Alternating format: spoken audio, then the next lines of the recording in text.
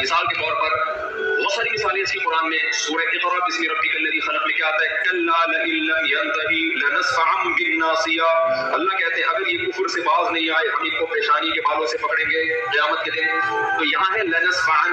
جتنے بھی علماء یہاں بیٹھے ہوئے ہیں ان کو پتہ ہے لنسفعا یہ لام تاکید ہے اور آخر میں نون تاکید ہے.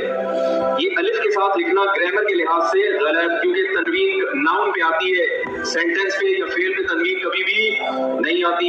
سمجھ میں آ رہی ہے بات کہ نہیں آ رہی ہے؟ لیکن یہاں پر کیا ہے، نبی صلی اللہ علیہ وسلم نے پڑھا نا لنسفعن، جبریل آئی آیت لے کے آپ نے اس کو پروناؤن کیا اپنی زبان سے لنسفعن. تو کاتب نے کیونکہ عن آواز نون کی آ رہی ہے تو کاتب نے اس وقت لکھ دیا نون کے بجائے الف ڈال دیا، تو تنوین کی علامت ہے.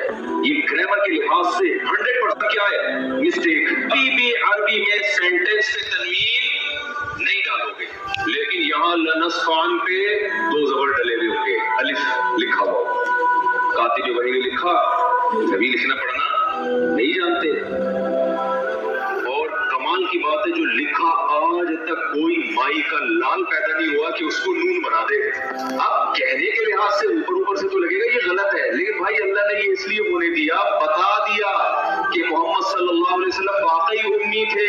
نمبر 2، ہم نے اس قرآن کی حفاظت ایسے کی ہے کہ اگر ظاہری لحاظ سے اس میں کوئی غلطی لکھنے میں، ظاہری لحاظ سے، ورنہ اس میں بڑی حکمت ہے کہ اگر ظاہری لحاظ سے اس میں کوئی غلطی لکھنے میں، ظاہری لحاظ سے، ورنہ اس میں بڑی حکمت ہے کہ ہوئی بھی ہے، ہم نے اس کی بھی کریکشن کی کسی کو اجازت